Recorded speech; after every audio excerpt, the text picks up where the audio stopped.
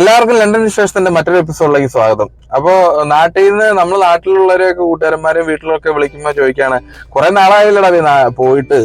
നാട്ടിലൊക്കെ വരാറായില്ലേ, അവധിക്കൊക്കെ വരാറായില്ലേ? ഗൾഫിനൊക്കെ പോയൊരു 2 കൊല്ലമൊക്കെ കൂടുമ്പോൾ വരാറുണ്ടല്ലോ. ഇപ്പൊ നിങ്ങൾ അതുവരെ അത്രയും അതിൽ കൂടുതൽ നാൾ കഴിഞ്ഞിട്ടും ഇങ്ങോട്ട് വരാനൊന്നും പ്ലാൻ ഇല്ല എന്നുള്ള രീതിയിൽ കുറെ പേര് ചോദിക്കുന്നുണ്ട്. അപ്പോ അങ്ങനെ ചോദിച്ച ഒരു ചോദ്യത്തിന് ഒരു മറുപടി എന്നോണം വേണമെങ്കിൽ പറയാം. നമുക്ക് ഒരു വീഡിയോ ചെയ്യുന്നത് മറ്റൊന്നുമല്ല, നമ്മൾക്ക് ഇവിടുന്ന് നാട്ടിലേക്ക് വരുന്നതിനുള്ള ടിക്കറ്റ് ഒരുപക്ഷെ ഒരു കാലത്ത് ഇത്രയും റേറ്റ് ഉണ്ടാവാൻ ചാൻസ് ഇല്ലാത്ത തോന്നുന്നു. കാരണം വിമാന കമ്പനികൾ നമ്മളെയൊക്കെ ചൂഷണം ചെയ്യണതാണോ എന്നൊരു സംശയമുണ്ട്. മറ്റൊന്നുമല്ല, അതിന്റെ ആ ഒരു റേറ്റും കാര്യങ്ങളൊക്കെ ഒന്ന് കമ്പയർ ചെയ്തേക്കാം. നമ്മൾ പണ്ട് ഗൾഫില് ഈ ഉത്സവ സീസണുകളിൽ നാട്ടിൽ പോകാൻ വേണ്ടിയിട്ട് ടിക്കറ്റുകൾ നിരക്ക് കൂട്ടണ പോലെ യൂറോപ്പിൽ നിന്ന് ഇപ്പോൾ റേറ്റ് അതിഭയങ്കരമായിട്ട് ചൂഷണം ചെയ്യേണ്ടുന്ന ഒരു തോന്നലാണ്. കാരണം അത്രയധികം മലയാളീസ് നമ്മൾ ഇവിടെ എത്തിച്ചേർന്നിട്ടുണ്ട്. അപ്പൊ ഇവരെല്ലാവരും നാട്ടിലേക്ക് അവധി സമയത്താണ് പോകാൻ പറ്റുള്ളൂ. അപ്പൊ ഡിമാൻഡ് വർദ്ധിക്കുമ്പോൾ അതിന് പ്രൈസ് കൂടും. അങ്ങനെ പ്രൈസ് വർദ്ധിക്കുന്നതിന്റെ ഒരു ചെറിയൊരു കമ്പാരിസൺ ചെയ്യാന്ന് കരുതിയിട്ടാണ് ഇന്നത്തെ ഈ വീഡിയോ ഉൾപ്പെടുത്തിയിരിക്കുന്നത്. അപ്പൊ നമ്മളിപ്പോ ഇവിടെ വന്നിട്ട് ഏകദേശം 10-16 മാസം ആയിട്ടുള്ളൂ. 16 മാസം ഒരു എന്നാ പറയണേ 2-3 കൊല്ലത്തിന്റെ ഫീലിങ്സ് ആണ് ഉള്ളത്. കാരണം തണുപ്പും ക്ലൈമറ്റ് ചേഞ്ചും ബുദ്ധിമുട്ടൊക്കെ ഉള്ളതുകൊണ്ട് അത്യാവശ്യം നമ്മൾ ആദ്യമായിട്ട് വരുന്നവരെ സംബന്ധിച്ചിടത്തോളം വലിയൊരു ഇതായിട്ട് തോന്നും, ലോങ് സ്പാൻ ആയിട്ട് തോന്നും. അതുപോലെ തന്നെ നാട്ടിൽ നിന്ന് നമ്മൾ മാറി ഈ യൂറോപ്പ് പോലെ ഒരു രാജ്യത്തേക്കൊക്കെ വരുമ്പോൾ ഉള്ള പ്രശ്നം എന്താണെന്ന് വെച്ച് കഴിഞ്ഞാൽ, നമ്മൾ ഗൾഫിൽ പോയിട്ട് കുറച്ചാൾ പൈസ സമ്പാദിച്ചിട്ട് തിരിച്ചു പോകാന്നുള്ള ഒരു മൈൻഡ് സെറ്റ് കൂടിയാണ് ഗൾഫിലേക്ക് പോണത്. എന്തായാലും നമ്മൾ തിരിച്ച് നമ്മുടെ നാട്ടിലേക്ക് പോകുമെന്നൊരു കാഴ്ചപ്പാടുണ്ട്. പക്ഷെ യൂറോപ്പിലേക്ക് വരുന്നവരെ സംബന്ധിച്ചിടത്തോളം, അല്ലെങ്കിൽ യൂറോപ്പിലോട്ട് വരുന്നവര് പ്രധാനമായിട്ടും ജീവിതം ലൈഫ് ഇവിടെ തന്നെ സെറ്റിൽ ചെയ്യാൻ വേണ്ടിയിട്ട് തിരിച്ചപ്പെടുത്തിയിട്ടായിരിക്കും ഒരു 90% ആളുകളും വരുന്നത്. അപ്പൊ പിന്നെ തിരിച്ചു പോകുന്ന പറഞ്ഞാൽ അവധി എടുത്ത് കൊച്ചുങ്ങൾക്ക് അവധിയുള്ള സമയത്ത് പോവാന്നുള്ള ഒരു കൺസെപ്റ്റ് മാത്രമേ ഉള്ളൂ. അല്ലാത്ത സമയങ്ങളിലൊന്നും ആരും അത്രയധികം എമർജൻസി ആണെങ്കിൽ മാത്രമേ ആരെങ്കിലും പോവുള്ളൂ. അല്ലാത്തവരങ്ങനെ പോയി കണ്ടിട്ടില്ല. അപ്പൊ ഈ കൊച്ചുങ്ങളുടെ അവധി എന്ന് പറഞ്ഞു വരുമ്പോൾ ജൂലൈ മാസം അവസാനമാണ് ഇവർക്ക് സ്കൂൾ അടയ്ക്കുന്നത്. ഓഗസ്റ്റ് മാസത്തിൽ അവർക്ക് ഫുൾ അവധിയാണ്. അപ്പോൾ ശരിക്കും ഇവിടുത്തെ സമ്മർ സീസണിലാണ് അവധി. 45 ദിവസം, 1.5 മാസമൊക്കെയാണ് അവധി ഉണ്ടാവുക. 6 വീക്സ് എന്നാണ് ഇവരുടെ കണക്ക്. 6 വീക്സ് ആണ് ഇവരുടെ സമ്മർ വെക്കേഷൻ ഇവിടുത്തെ യൂറോപ്പിലെ. അപ്പൊ ഈ 6 വീക്സ് കിട്ടുന്ന സമ്മർ വെക്കേഷനിൽ ടിക്കറ്റ് എടുത്ത് നാട്ടിൽ പോകാനായിട്ട് പണ്ടൊക്കെ ആളുകൾ കുറവായിരുന്നു കാണും. പക്ഷെ ഇപ്പോ അത്രയധികം തിരക്കായി. അത്രയധികം മലയാളീസ് നമ്മളെ നാട്ടിൽ നിന്ന് ഇങ്ങോട്ട് വന്നിട്ടുണ്ട്. എന്നെ പോലുള്ളവരൊക്കെ പോകുന്നല്ലോ നാട് വിട്ട്. നമ്മളൊന്ന് ഗൾഫ് വിട്ടിട്ട് നാട്ടിൽ പോയി സെറ്റിലായ മനുഷ്യനാണ് നമ്മളൊക്കെ. എന്നിട്ട് നമ്മൾ ഗൾഫ് 10-15 കൊല്ലം 12 കൊല്ലം നാട്ടിൽ നിന്നതിന് ശേഷം അവിടുന്ന് കുറ്റിയും പറിച്ചു പിന്നെ തിരിച്ചിങ്ങോട്ട് യൂറോപ്പിലോട്ട് പോരുതേ. അപ്പോ അങ്ങനെ ഒത്തിരി പോകുന്നവരുണ്ട്. കുവൈറ്റിൽ നിന്ന് പോകുന്നവരുണ്ട് ഇപ്പൊ. അപ്പൊ അങ്ങനെ എണ്ണം കൂടി. ഇപ്പൊ ഡിമാൻഡ് വർദ്ധിച്ചപ്പോ ആവശ്യക്കാരുടെ എണ്ണം കൂടിയപ്പോൾ ടിക്കറ്റ് റേറ്റും കൂടി എന്ന് വേണമെങ്കിൽ പറയാം. അപ്പൊ ഈ വർഷം ഞങ്ങൾ ഓഗസ്റ്റില് നാട്ടിൽ പോകാനായിട്ട് ജസ്റ്റ് ടിക്കറ്റ് ഒന്ന് സെർച്ച് ചെയ്ത് നോക്കി കഴിഞ്ഞപ്പോൾ 5 ടിക്കറ്റിന്, എനിക്ക് എന്റെ ഫാമിലിയുടെ കാര്യം 5 മെമ്പേഴ്സാണ് ഉള്ളത്. ഈ 5 മെമ്പേഴ്സിന് ഞങ്ങൾ ടിക്കറ്റ് നോക്കുമ്പോൾ 7,60,000 രൂപ വേണം അപ്പ് ആൻഡ് ഡൗൺ. ഇവിടുന്ന് നമ്മൾ അവിടെ വന്നിട്ട് അവിടെ നിന്ന് തിരിച്ച് ഇങ്ങോട്ടേക്ക് വരാനുള്ള ടിക്കറ്റ്. ലണ്ടൻ ഹീത്രോ എയർപോർട്ടിൽ നിന്നാണ് നമ്മൾ സെർച്ച് ചെയ്യണത്. കാരണം നമ്മുടെ വീടിന്റെ അടുത്ത് ആയിട്ടുള്ള എയർപോർട്ട് അതാണ്.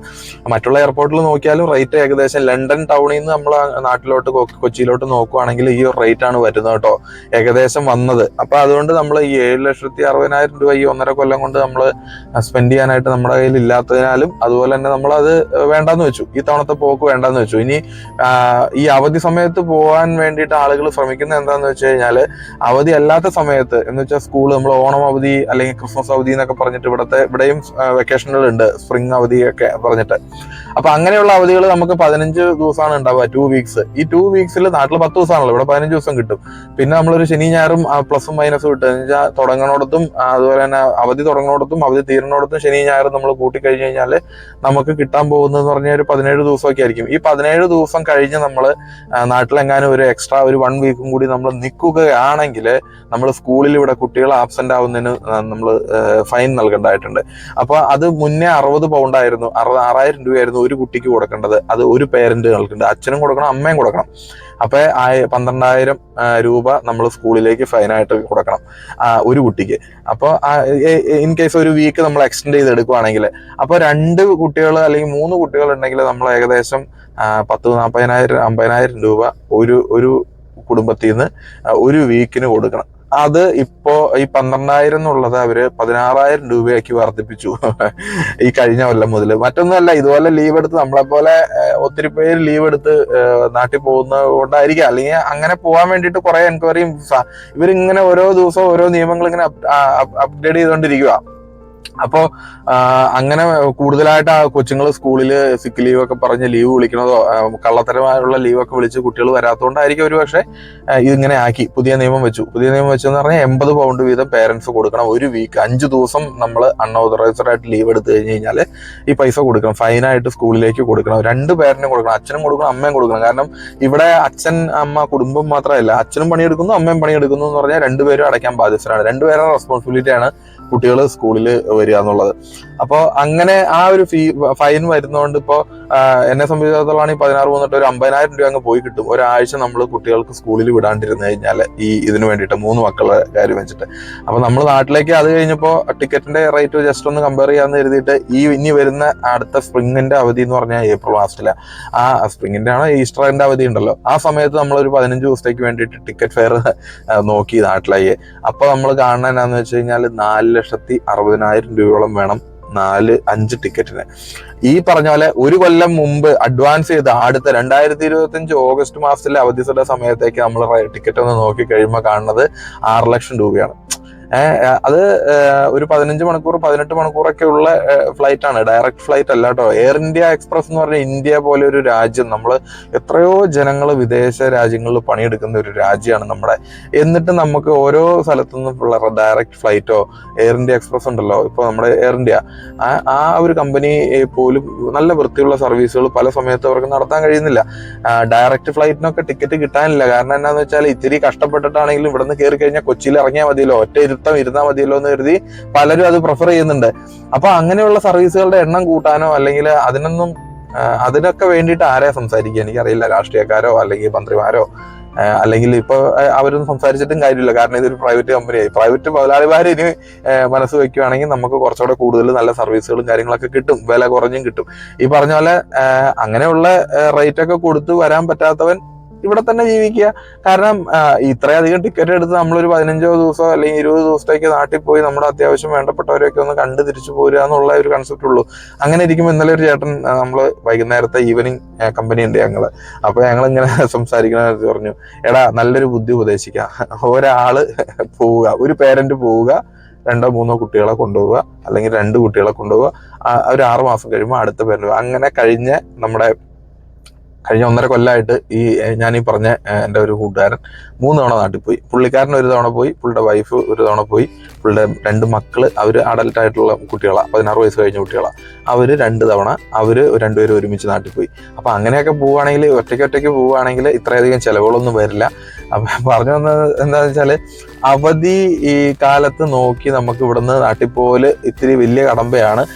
കടമ്പ എന്ന് പറഞ്ഞു കഴിഞ്ഞാൽ പണിയെടുക്കണ കാശിന്ന് ടിക്കറ്റ് എടുത്ത് അങ്ങ് പോവുക, 2 കൽപ്പിച്ച് അങ്ങ് പോവുക. ഒന്ന് ചെയ്യുന്നാലേ ഒന്ന് വളാവുള്ളൂ എന്ന് പറഞ്ഞോളൂ. നമ്മൾ പണിയെടുത്തുണ്ടാക്കണ പൈസക്ക് നമ്മൾ ടിക്കറ്റ് എടുത്ത് നാട്ടിൽ പോവുക, നാട്ടിലൊരു 10-15 ദിവസം നിൽക്കുക, അത്യാവശ്യം നല്ല ഫുഡ് കഴിക്കുക, റിലേറ്റീവ്സിനെ കാണുക.